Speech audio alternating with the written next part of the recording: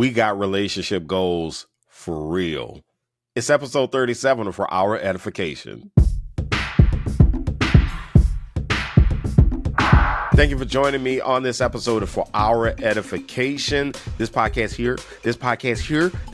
here, personal leadership goodness. And also is brought to you by Edify Ventures, LLC, brand strategy and experiences. Go to edifyventuresnola.com to learn more. So you can also get past episodes of For Our Edification by going to eddiefrancis.com. There are some past episodes on YouTube or wherever you get your podcasts. So episode 35, I had Akilah Wallace on, and she brought up a name of a friend of hers, Froswa Booker-Drew. Well, guess who this episode's guest is?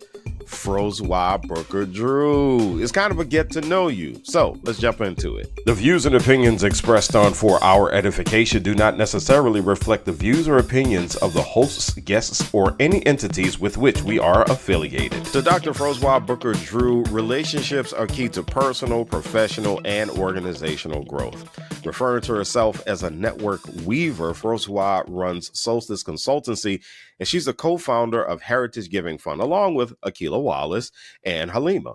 And she's also the co-founder of Power in Action Dallas. Froswa has done a TEDx talk, and she's been quoted and featured in Forbes, Modern Luxury, the Huffington Post, and other media outlets. She was featured on the documentary Friendly Captivity, which followed 7 women from Dallas to India. Here's my conversation with Froswa. Joining the podcast is my friend, Dr. Froswa Booker-Drew. So funny story about a connection that Froswa and I have. You know, we met through Halima, and we're going back and forth. I find out that Froswa is from Shreveport, the Port City, and find out she graduated from high school the same year I did, 1988. Yes. And then I find out she went to the same high school as one of my Lion brothers. And I find out she's friends with my Lion brother. Mm-hmm. So that's really, really cool. And Froswa is somebody who I value a great deal, sister. It's so good to talk to you. It's an honor to be here with you, my brother. You know, you and Halima are my people. Y'all are my family. And so whenever y'all say, let's do something, I'm in. You know, one of the things I really, really love about you is I love your story. And I've heard your story in different forms and all kinds of opportunities. And so this is a different kind of interview I'm going to do than I usually do. This is going to be a really biographical interview. So first things first, Froswa, what do you do? And how did you see an opportunity to do the kind of work that you do? So let's start with, what kind of work do you do? So currently I am consulting full time, and I do a couple of things consulting. I work with organizations to help them think about how they use their funds in communities and taking their philanthropic dollars, and I advise them on how to spend that money. The other piece that I do is I work with, and these are typically institutions, and then I work with institutions on their community engagement strategies. So how do they really go into marginalized communities and make impact, and training them and their teams to operationalize community engagement. And then the other piece of that is I find that I end up doing a lot of leadership development and organizational culture work, because as you're trying to do this work around changing the way you see these communities, oftentimes that's a change management strategy. So you end up having to work with the leaders and coaching them on how they lead, not only internally, but how that shows up externally. So it ends up being all of these different components of the work that initially I didn't think that I would be doing something like this. But because of, all the experience over the years, it's interesting how all the stuff you do at the time you're doing it, you don't realize you're being prepared for something else that's even greater. And so that's kind of how I stumbled into this really unique niche of work. Yeah, that's so. Here's the thing that's so funny is that episode 22 of the podcast, we actually had a guest on named Robin Johnson, and she does change management work. She actually works a lot with mergers and acquisitions, and so something you two have in common. You're both women of Alpha Kappa Alpha. So, Yes. so how Sora. so when it comes down to it, how did you see an opportunity to do the kind of work that you do? What got you into it?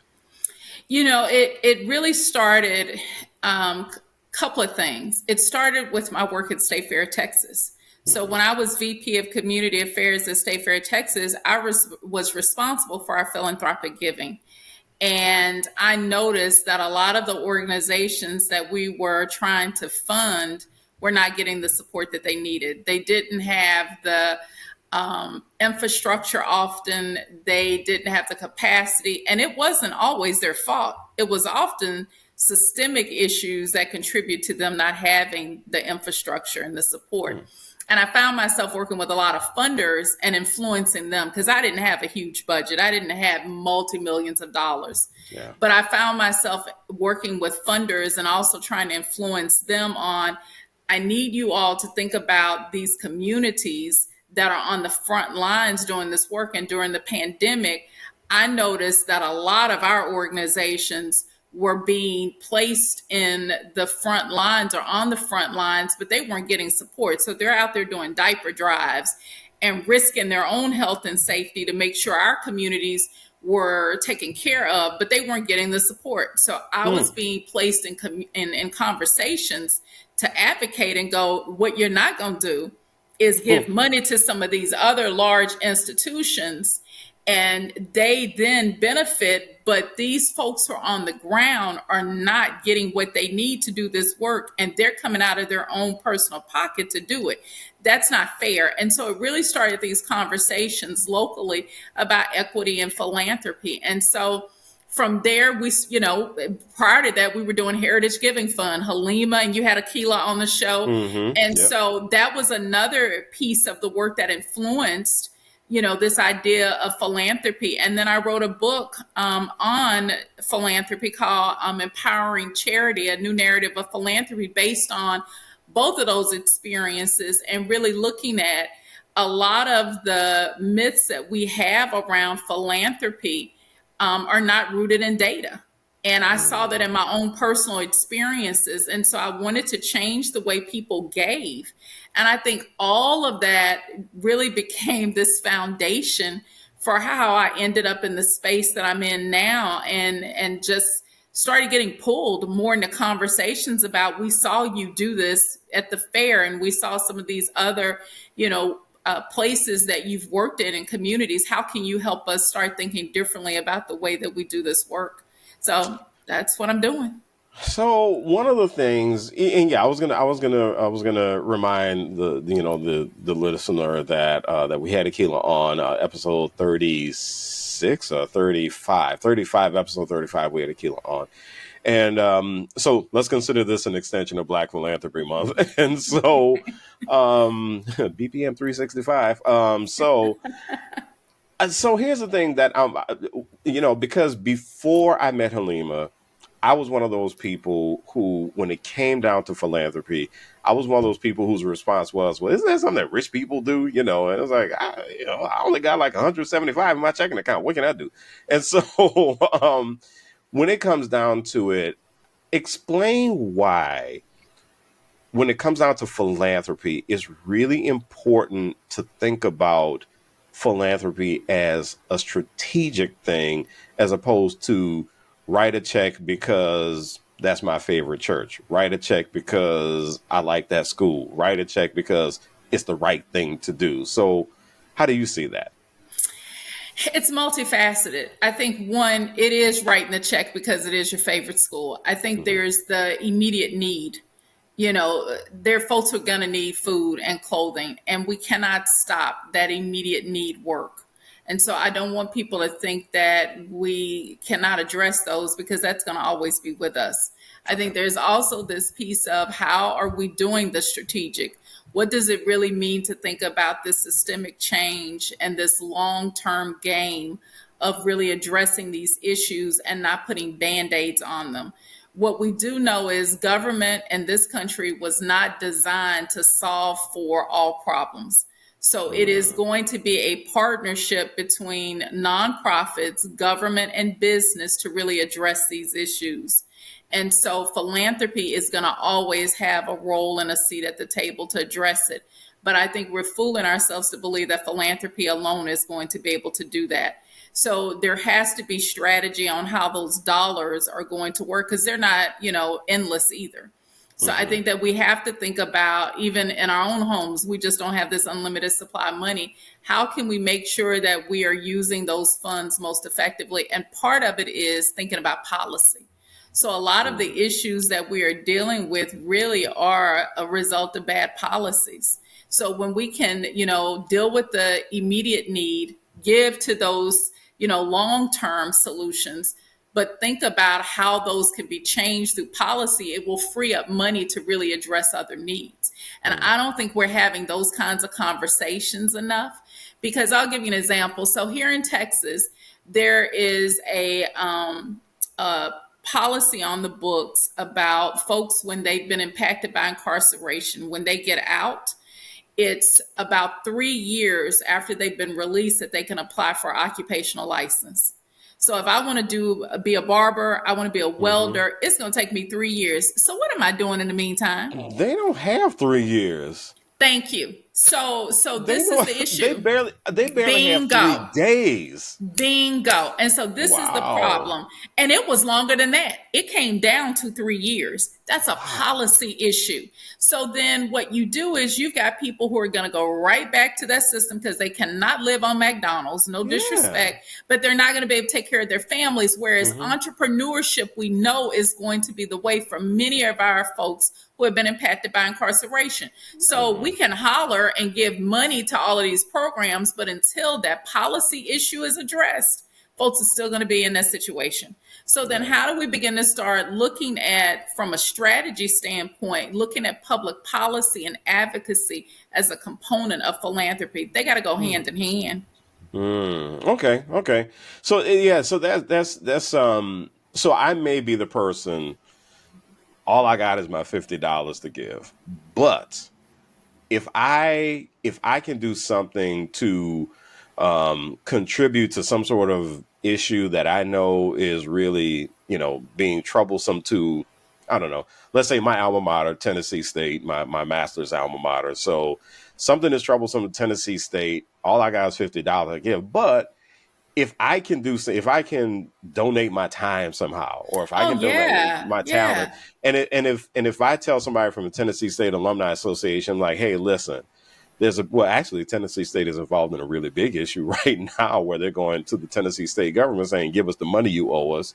And so me knowing PR, if I go to somebody in the Tennessee State Alumni Association and say, you know what, I know exactly how to bring this issue to the media and could I be considered using some philanthropic muscle? Yeah. But that's a philanthropist. I mean, it's the not only the tithe or the treasure that most people think is philanthropy. And I was like you, I thought it was for rich people, but it is the talent. I mean, it's the skill-based volunteering. There's a platform that's called Catch a Fire that was designed, for folks to do that skill-based volunteering. I find that so many of our nonprofits in our community, people are always going, they need money. And I'm often saying, when you really dig down to it, it's not just money they need. It's oftentimes they're paying for certain skills or materials. So it's the marketing collateral that if someone could come in and help them do that, or it's the strategic planning, or you're in accounting and you can do forecasting and helping them think about their budgets, or you're in real estate and you can help them think about, acquisition of property or facility management. How do you make sure that you have a plan to make sure that you've got money in the budget in case something happens to your physical plant? Those are kinds of things that are very valuable as well, sometimes even more so for many of our agencies. So it's a time, it's a talent, and even the testimony. because Mm. I don't think people see that your stories have power. So, how do you talk about some of the challenges that you've had and how people have helped you through it and the difference it's made in your life, how that can help someone? Are you going to a nonprofit and, holding babies and talking to a teen mom and explaining that that may have been your situation and where you are now, and you're giving people hope and giving them a pathway on how to get out of it through your mentoring and your coaching and sponsorship? So I think that there are ways that we can do mentoring or philanthropy, excuse me, that are bigger than what we typically consider philanthropy to be. And I think the other piece is we do it every single day and Mhm. don't even realize that we are philanthropists in all these different aspects of our lives. We just don't call it out because we've been accustomed to thinking it's the Eli Lilly and it's the Kellogg's and it's the Rockefellers who are the philanthropists, but it's the Eddie Francis's and the Booker-Drews and the Pinkneys and all these other people in our communities who are the philanthropists as well. So, what gets you out of bed at night? What keeps you awake at night? Oh, wow. It's a lot of things. I think for me it is the concern of the disconnect intergenerationally. I think that Oh, is wow. really that is a concern for me. Hmm. I am watching a lot of young people who are craving mentorship, and there's a disconnect between generations in being able to provide wisdom and guidance. I think somewhere along the way we forgot what it was like to be young. Yep. And I think Yep. we penalize young people and we look at how they dress and we look at the Yep. dances, and yes, some of it is some conversation pieces. I get it. But I have to remember when I was a teenager, I listened to Prince. My mother thought Prince was one of the most vulgar people And with, evil people and yes, had the little bikini on in the yeah. shower with the coat. I had Yeah. that poster and I was like, I'm going to marry that man, and so I remember those things Yeah. as a young child and a young woman. And if I grew into who I am, and it's not that I'm perfect, but if I've evolved and grown up, why can't we give grace and space to young people doing Yeah. that, but walk with them instead of criticize them? And I think for me, I'm seeing so much criticism of young people or folks who are older who just don't have grace for them, but we want grace. And so much of what they've learned is from us, and yet we Hmm. criticize it. And so I think that's one of the things that I am recognizing. And it's disturbing to me to see, especially in our community, how we're beating each other up instead of creating these safe communities I where people swear. can be safe and receive the love. We are all traumatized. So why are we recreating spaces of Yeah. trauma when you got to Yeah. deal with that in the greater world, and then we gonna come and do it to each other? That's a problem. And so one thing I want to do, I want to pause really quickly for the listener, and I want to encourage you to listen to episode 35 with Akilah Wallace, who, the main engine behind Heritage. But Yes. then also there are a couple of episodes where I had a conversation with Halima, episodes 27 and 28, and those were great episodes where she talked about there being no shame in the struggle. So I want you to, if you're listening to this, listen to Froswa, listen to Akilah, listen to Halima, and you will understand why Heritage is such a great organization. And you see these sisters like all on the same page. It's eerie listening to you, Akilah, and Halima, and how y'all are just on the same wavelength. And to see what you're doing. So let me ask you this. Okay, so I don't know what you just talked about, how you need to see more intergenerational relationships. Is that something that both keeps you up and gets you out of bed? Are you also Both. excited about the possibility of being able to teach somebody younger than you and learn from somebody older than you at the same time? It's all of that. One of the things that I have been intentional about is both mentoring and sponsorship. I Mm-hmm. am really big on trying to open doors for young people because I Mm-hmm. remember what it was like in my career very early, Yeah. where I Yeah. did not have people who would take the time to talk to me.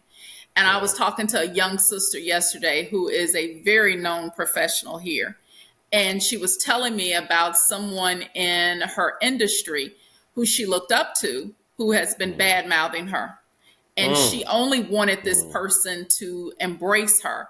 And I was Mm. like, that's so sad when I see older Mm. people who are jealous and threatened by younger people, when you Mm. should be able to know that there is no competition. There is enough room for all of us. And quite frankly, even if people tried to be you, nobody could ever be you or do what you do anyway, the way that you Yeah. do it.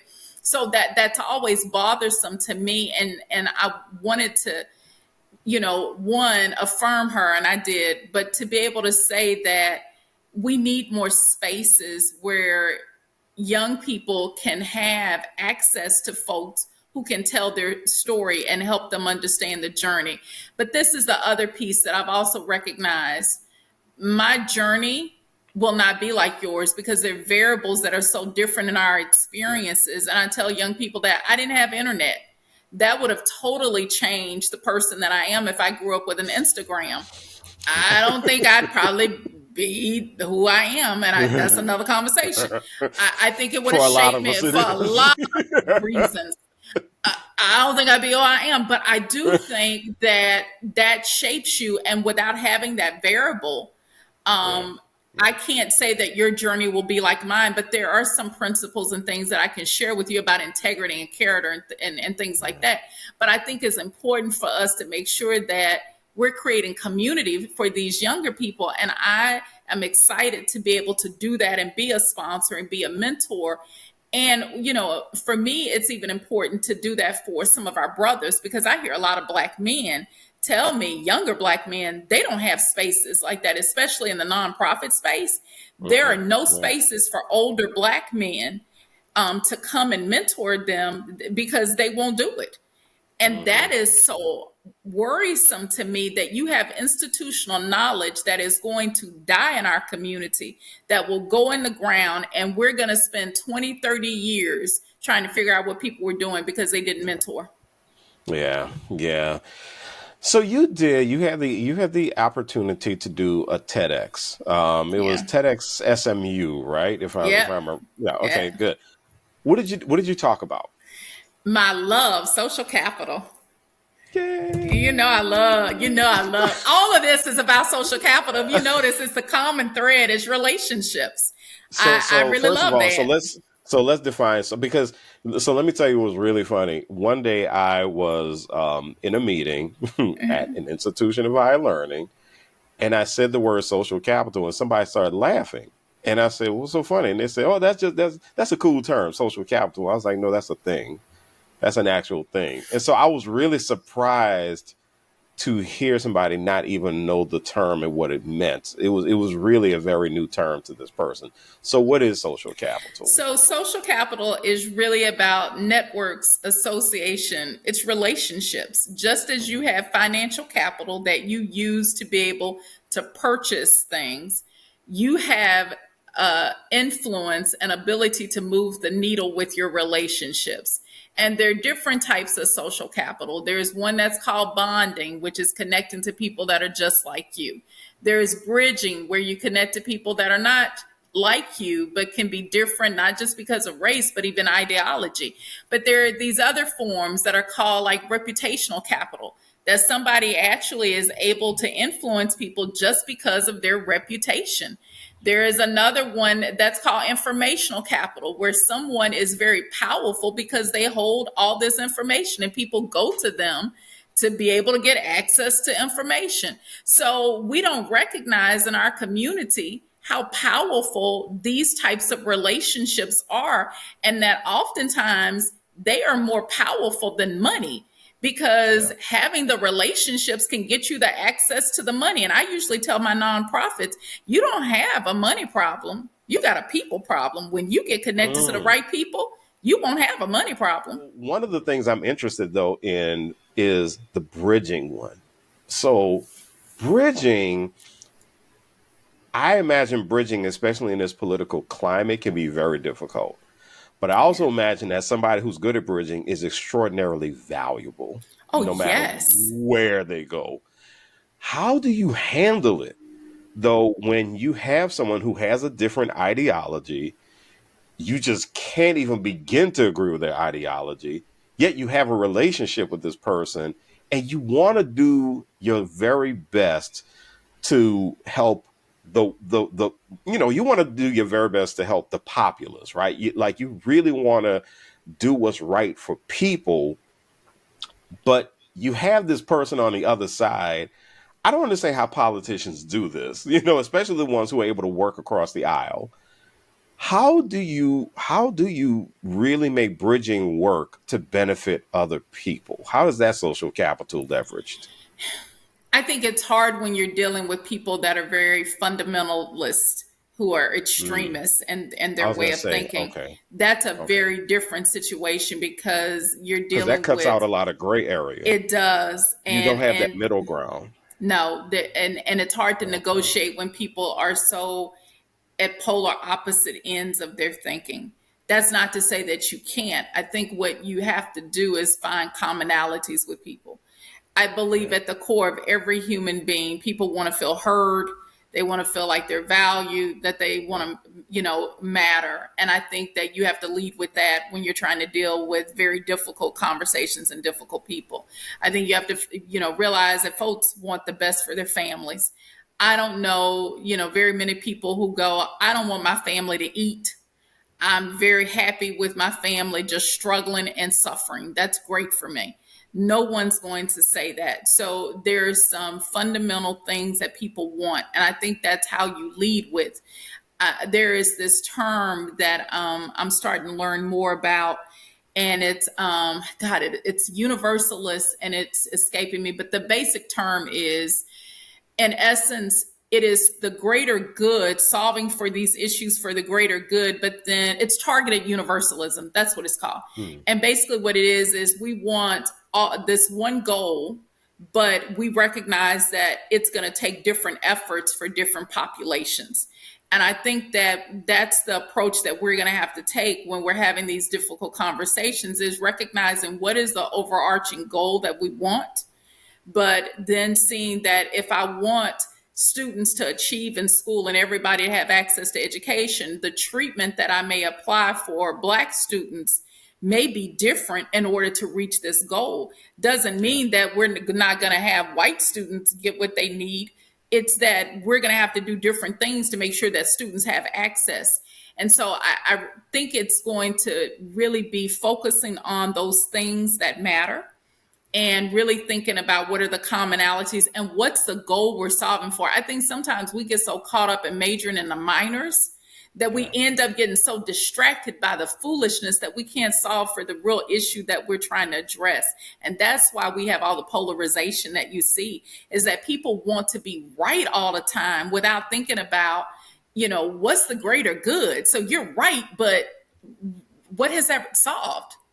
Yeah. Isn't that amazing how people will fight like hell to be dead wrong about something, but they're fighting to be right, but they're dead wrong, and you're just Yes. sitting there going, it's like I, what are we fighting for? What's the fight here? And you find out that, and I really do believe this, and I mean, people have heard me talk about this before in past episodes.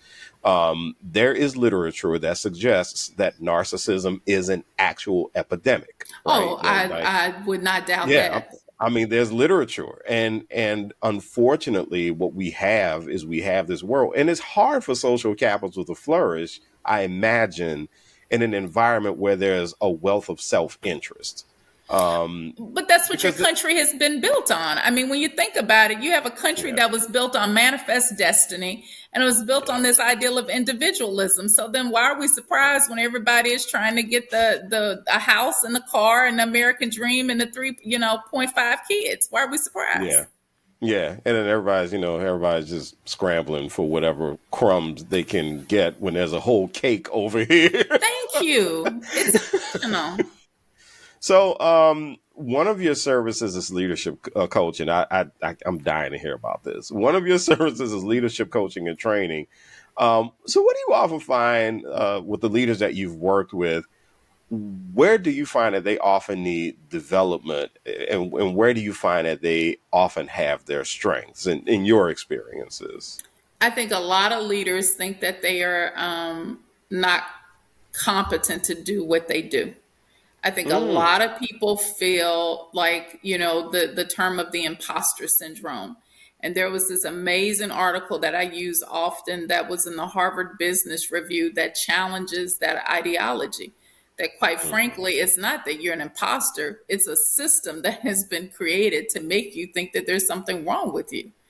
Again, So a system built on self-interest. yeah, yes. And so why would you Yeah. walk in a place and go, I don't fit here? And you know what I mean? And so how do we begin to start creating spaces for people to come to work in the totality of who they are and Mhm. allow people with their faults and mistakes and all of that show up? And we work with them to be able to, complete a goal and a task. Mhm. And it's helping folks to understand that in all of who they are, you're fine. There are things that we can all improve upon. And so, this ideal of being an imposter, in my mind, undermines who you are because you're looking at yourself as if, you know, I can't do this. Well, you can. You just may need some support to do it. And it's recognizing your own gifts and talents. And then how do you surround yourself with a team that can help you do this work? But if you feel like you're an imposter, what happens then is you typically are trying to control everything because you don't want anybody to know that you don't know what you're doing.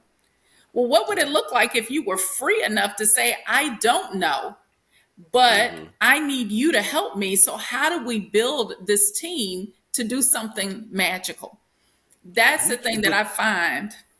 but you need to be in a truly how you need to be in a space of people who are truly committed.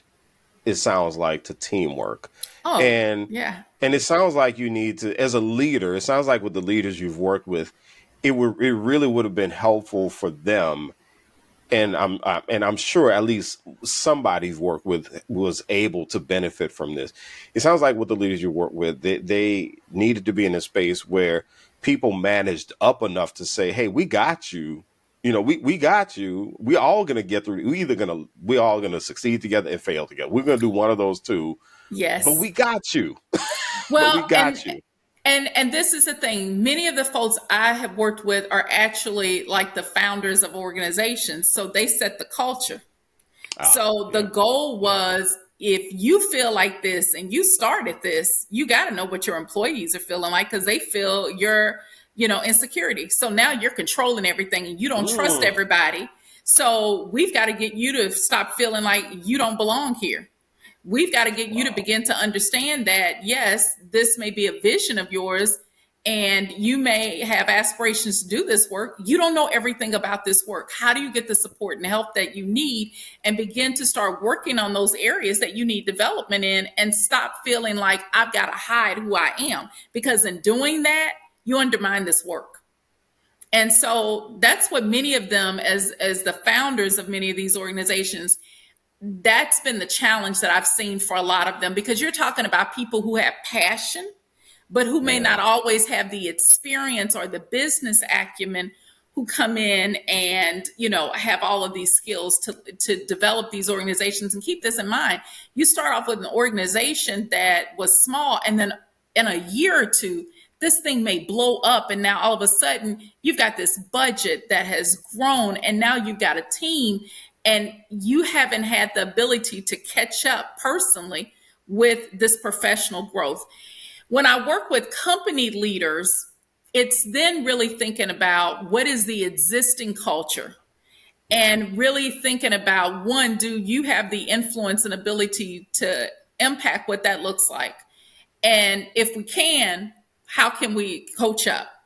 If there is not Hmm. the opportunity to coach up, what does that look like then with your own team and how do you support your own team in being able to do this work.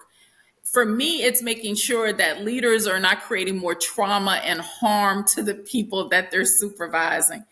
That's the thing that I'm always trying to make sure that leaders are healthy in the way that they see themselves, but also being able to look at the talents and gifts of their teams and not seeing people as competitors or threats or people that they have to get in check. Because if you see people that way, you're creating an environment that's so toxic. How do we help people stop having this toxic way of leading and really beginning to see their teams as contributing and people that have all of this wealth of information they bring to the table? And your job is to coach.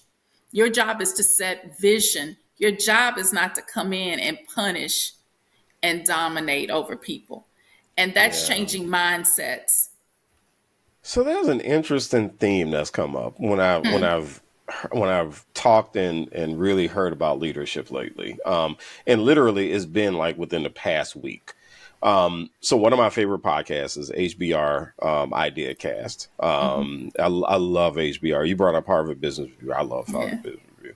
I do too. I do another podcast called I Want to Work There, and I recently spoke to a communications pro named Teresa Valerio Parrott, and she works a lot with college presidents.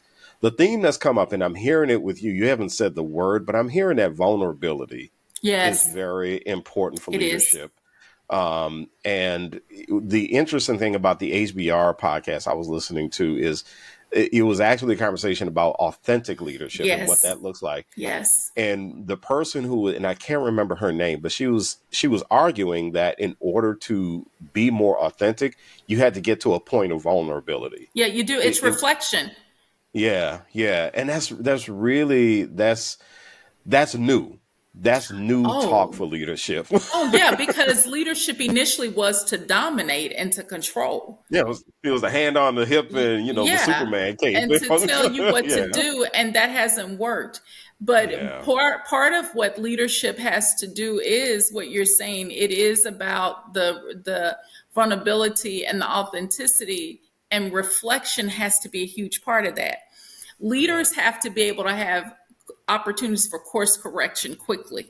And I don't think we embed that in leadership where we are, we always wait for the 360 evaluation. Well, that's problematic. Then you got to wait a year to see what's wrong. And then we don't pay attention to power dynamics, even with stuff like that. I'm really going to tell my boss what's wrong with them. Yeah. I was about to say, you got to have just the right kind of organization to pull off a 360. Yeah, exactly. Everybody can't do that. Everybody can't do that. And so it's like, really, we're not going to take power dynamics into account. There are a lot of things that I look at companies and what they're doing, and it's like you're causing more harm than you really are, and you think you're solving for issues. It's how do we make sure that there are opportunities throughout the process for course correction, for feedback, for growth. And I don't think we do that. I think so often we're only focused on folks producing, and we're not really focused on how do we help people grow into the best version of themselves. When they do that, they're going to be the best employee that you got.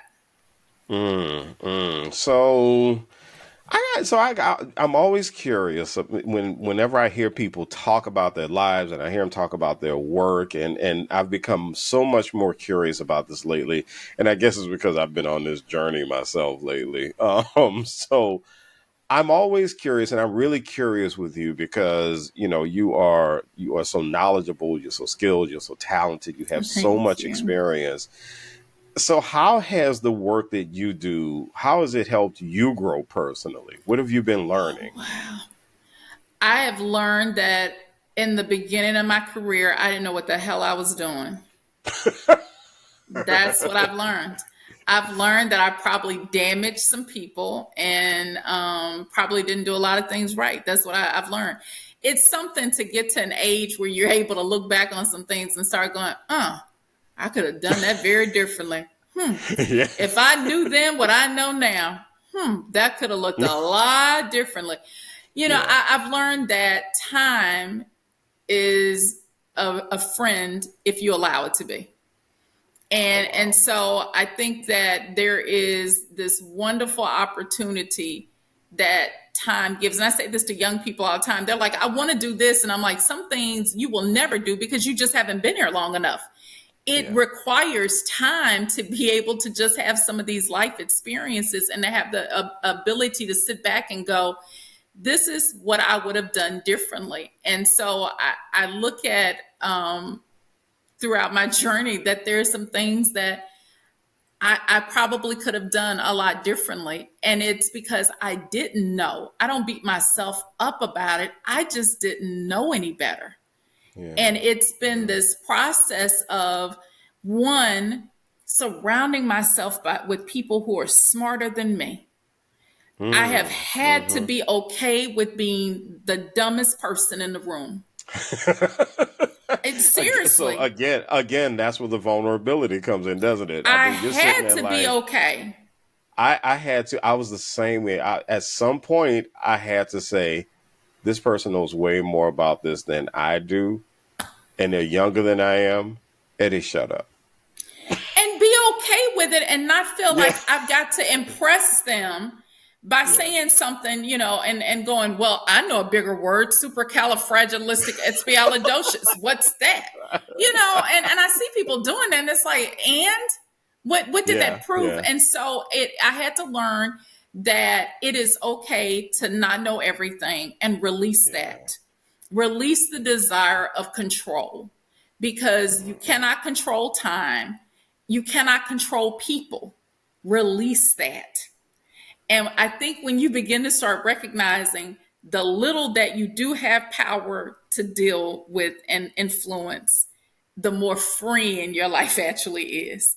The more you try to control all of this stuff, you will run yourself into an early grave trying to control and make things happen. And from a biblical standpoint, God has been dealing with me on this word of striving. Because when I was young, I wanted to make all this stuff happen. I was like, I got to do it. I got to get by 30. I got to have a house and a car. And what I have learned is... Oh, wait, you didn't do the millionaire by 30. No, I knew I was going in social services, really. I just wanted to be able not to ask my parents for money. That was my goal. Was not to be rich. Okay. You weren't in that crew. I was in the you got to be a millionaire by 30. If you're not a millionaire by 30, you ain't doing it right. No. I knew I just need to not ask my parents for money. That was achievement. Because I was going to help people. So I knew I was not going to be rich, but that was not the goal.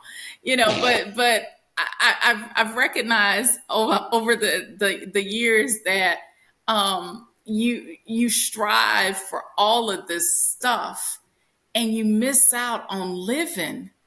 And so you look back and you're like, I did all this stuff, and nothing wrong with that. But when you are striving, you leave out room for life and you leave out room for God. Because at that point, you're trying to play God and make all this stuff happen. And what I'm learning this season of my life is there's nothing wrong with having a plan. I'm not saying you shouldn't, but I'm saying that you should have space for life to happen. Because that's when the serendipitous things start to occur, where you look up and go, I would have never expected to be in this room with this person. Had I planned all of this stuff out, I would have been too busy for these kinds of opportunities. And that's what I'm starting to realize is let go, enjoy the path, and create space for those kinds of moments to happen, because that's when the divine comes in, when you're not trying to control and make everything come to fruition.